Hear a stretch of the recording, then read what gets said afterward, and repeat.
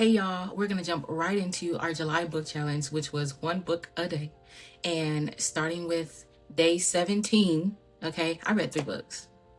And honestly, it's because I started the Mason family saga from Ashley Nicole. And so I read 3 of her books, 3 of the first books in that series, which was Meant for Love, Slipped Up in Love, and Words with Friends. I really enjoyed all of them, but mostly out of this set, the first and second one were my favorite. I think the third book that I mentioned was probably my least favorite out of the entire series, but I enjoyed Meant for Love as like an introduction into the family, since that's the first cousin that you meet in their love story, and it's relatively short, so I really enjoyed that one. And then on day 18 I read another 3 books, Sluts Only XXX edition by Monet Paris, A Little Stuffing, which is also in the Mason family saga, and An Ounce of Decorum, which is in the Mason family saga. I enjoyed An Ounce of Decorum so much. Okay, that was one of my faves in this series. A Little Stuffing was really good too, but I think it was short, but it's okay because they come back in another story, which I think when I think of them two together, the 2 books together, it was a well-made story for that cousin. And then Sluts Only was like a combination of short stories surrounding a whole lot of hunting, and that was cool. It's probably not my favorite Monet Paris book because I know I have enjoyed Monet's novellas and novelettes a lot. This one might be my least favorite, but that's probably because it's a short book and then it's short stories within the short book. So, you know, I probably just wanted a little more, but that was the whole point of the book, and I still enjoyed myself. I still did. They was getting it on, okay? Day 19, I read My Soul's Reflection, which was also another book in the Mason family saga, and I enjoyed the fuck out of it. Okay, I loved Mirror's story. It was very well written, and I completely enjoyed it a lot. Day 20, I read the second book in the Stuffing duo, I guess I should say, that's in the Mason family saga, which was The Completely Stuffed. And then I also read Summer and Dooley by Grace, which is Gray Huffington, but on her urban fiction vibe. This was my first book by Gray or Grace, and this was a wonderful introduction. Hyphen was a very intriguing female main character. Flacco was cool. I want the next book. I mean, give me spring and not spring. Honestly, I want winter and Dooley or fall and Dooley for her best friend and Flacco's bestie. Okay, I want that. Completely Stuffed, though, was also a good addition to that Stuffing series. I think it kind of made their love story a little more well-rounded. And then day 21, I reread Enigma, the Winston Hills novel, the first book in the Winston Hills series by C.M. Barnes, but I reread it in audiobook form because I've read all the books through Kindle, but in ebook form. But she is now coming out with the audiobook versions, which I'm actually reading the Awakening version, the Awakening audiobook, and I'm really enjoying it. For whatever reason, and it has nothing to do with the narrators, for whatever reason, just was not too much of a fan of the audiobook of Enigma. And it's not that the story wasn't good. I think for whatever reason, I was just like, it might have just been the way my head was around the story already, that I wasn't enjoying it as much listening to it, because I gave it 5 stars when I originally read it. The audiobook didn't give me the same oomph and feelings as me reading it, but I think that's different from me reading Awakening, because listening to it, I've already read Awakening, but listening to Awakening is still good for me. Like, I'm enjoying it, but it is also my favorite book out of the series, so I might just be a little biased. I'll have to see if the third book is as good, in my opinion, in audiobook version versus ebook version. But on day 22, I read the next book in the Mason family saga, which was You're the One That I Want. Ashley Nicole, I mean, honestly, I think I enjoyed all of the series, the entire series, but I do think that the later books in the Mason family saga, I loved even more. Okay, this was a very well-written book. And as well as day 23, I read The Sweetest Thing I've Known and Grow and Tell. Grow and Tell is top 2 for me.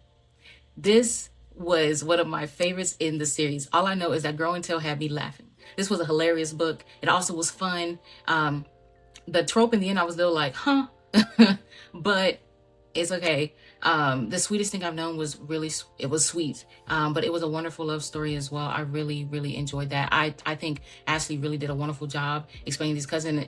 explaining these cousins and in their individual selves, because it's so funny that they were all raised together. And it's like 29 of these motherfuckers. They got a big family, and then they started the next generation. Like, I was like, oh my God. Okay. Day 24, I read Off the Charts by Z. Renee. Great book. Fully enjoyed the love story between the MMC and the FMC. I loved how he loved her, if I'm being honest. I loved how they allowed each other to kind of learn each other, how it didn't feel rushed at all, and yet it felt so soft. Like, they were really, really falling in love with each other. And after you get past the prologue, because the prologue had me in a tizzy, I was not expecting that at all. I mean, talk about, setting the stage for a book, and then it kind of calms down, because the book calms down and softens after the prologue. But the prologue was like heat, fire.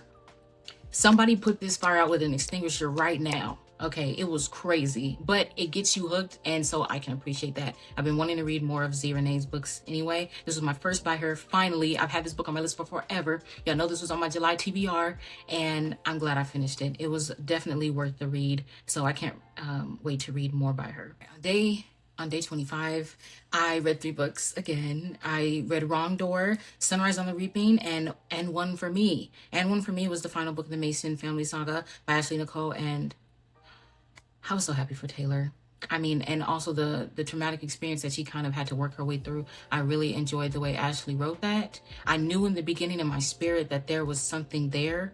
And for her to take us through that trek, and then for there to really be an understanding of her trauma, I appreciated that. I was happy for her. She's the only girl out of 29, 30 cousins. I was like, damn.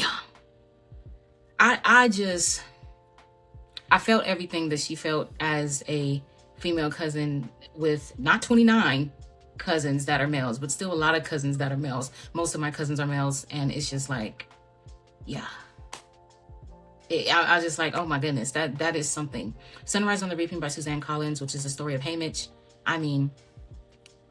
Sad. I really felt for Haymitch. Ampert, a whole lot of the characters, his many loves, his family. Honestly, let me tell y'all something. Sunrise on the Reaping was just sad. You understand why he becomes a drunkard, because honestly, after you experience all that shit, after somebody like Snow put you through all that shit, I can understand why all you was on is the bottle. I can understand what led Haymitch to be the way that he was. At Wrong Door, let me just tell y'all something. If there was something I wasn't expecting, I am still trying to figure out if I am correct in understanding the ending. This was a psychological thriller, and it's a short read, so I definitely recommend it. It's like a 42-page read. But it kind of just takes you through a whole lot, and you're sitting there wondering, wait a minute, how did she get here? Where's the beginning and where's the end? And also, what happened first? It's just a whole lot, but also the trauma within it. I was so mad for her, because them 2 male main characters pissed me off so bad. And the illusions within the book, it's just too much. Honestly, I was just like, this is crazy. I personally felt for the female main character after all of that, because it was just a whole bunch of envy. And day 26, 27, and 28, I read a book a day in the series, the Love Unaccounted series by Love Belvin, In Covenant with Ezra, In Love with Ezra, and Bonded with Ezra. This was a part of my July TBR, and this had been on my list for a while. This was one of the series I meant to read in July, and I must say I was not a fan of Ezra. He really bothered me quite a bit for a variety of different reasons. I've even thought about maybe doing an extended review of this series, just because I just did not like his character. It's not to say that I loved Lex either, which is the female main character, but I was not a fan of Ezra at all throughout the book. And it had nothing to do with his sexual preferences. It was just about so many other things. I really don't understand why people like him. And it's not for me to understand, to be honest, but after reading this series, I really don't understand why. But that's neither here nor there, because on day 29 and 30, I read the Danger series. And when I tell you, after reading the Love Unaccounted series and then going into the Danger series by India Carter, Tempted by Danger, Captivated by Danger, and Intrigued by Danger, I needed the Danger series after reading Love Accounted. I really did. It really it really brought me back. Not because I hated the Love and Accountancy, because that's not what I'm saying at all. But the dangers really just revived me a bit. It revived me a bit because I could at least enjoy some of the characters. I enjoyed every female character, every female main character in those 3 books. Every single one. Fire. Grayson might be my least favorite, but Quincy, loved her. Miss L, loved her. Grayson, it's like I don't dislike her at all, but she's just not on she's not top of the list. And I realized that I think I really am just a Diamond fan. I just am. I don't know why. I mean, I know that was the first book, and I enjoyed different pieces of each of the different male main characters, Diesel and Declan. I enjoyed different pieces of them, but I really think after reading the whole series that Diamond is that nigga in my mind. Okay. And last but surely not least, on day 31, I read 2 books. Also on my TBR list was Cutthroat by Octavia Grant. I'm happy I finished that. And Applying Pressure by Siobhan Latrice, which was also on my TBR. So I finished most of my TBR from July. I did not finish all because I did not get to Chrysalis, but that's okay because I am going to get to that in August. And I'm going to be buddy reading it with somebody. But Cutthroat, oh my God. I had heard things, but nothing could prepare me for what I read. Like, honestly, the death of Jermaine's mother was so graphic. I paused so bad. I was actually multitasking at the time that I had to stop my friend from talking to me because I was like, what in the hell is going on here? And it was a good book. But I do think that the female main character went a little too far. Eden, I was supporting her through and through. She deserved her get back. Jermaine was a bitch nigga. Because how you keep going back and back and back. I love the names and the significance of the names in my mind, at least. Because Eve, Eden, and Envy. Yeah. I just know that there's meaning there. And in my spirit, I was like, yeah, this makes sense with the story. But it was a good book. And then Applying Pressure is my first book by Siobhan Latrice. I have never seen a nigga that had me really thinking he needed a straitjacket. And I've only heard that her male main characters get worse, or that they're all crazy in some way, shape, or form. And I have other books of hers on my list to read. And I think I'm going to take a break. Not because the book was bad, because I enjoyed the book. I was actually very surprised at how the female main character took the shit. Because even though she was upset and she tried to distance herself after finding out shit, she still went back and then gave Ocean a second baby. I'm sorry, that's a little bit of a spoiler. That's a little bit of a spoiler. Sorry. But either way, Applying Pressure was more than pressure, okay? I don't think that's the type of pressure I would ever want anyone to apply to me, okay? That was a lot.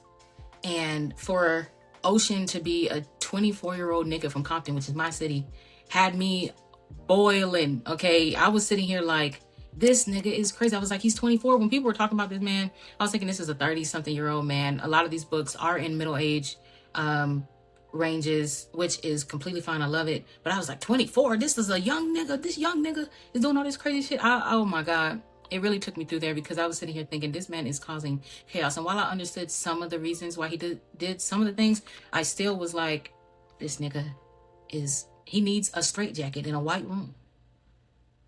Yeah. Yeah, I've purely, and it's the fact that it's called Applying Pressure, a love story. That to this day sends me when I think about it. But I really think this was a wonderful month of reading for me. In total, I ended up reading 42 books. So I'm really proud of myself. 1 book a day. Ended up being a little more than 1 book a day on some of these days. But this was a wonderful challenge. I do plan on doing this again, but probably at the end of the year. But I enjoyed all of these books so much. And on to the next month, y'all.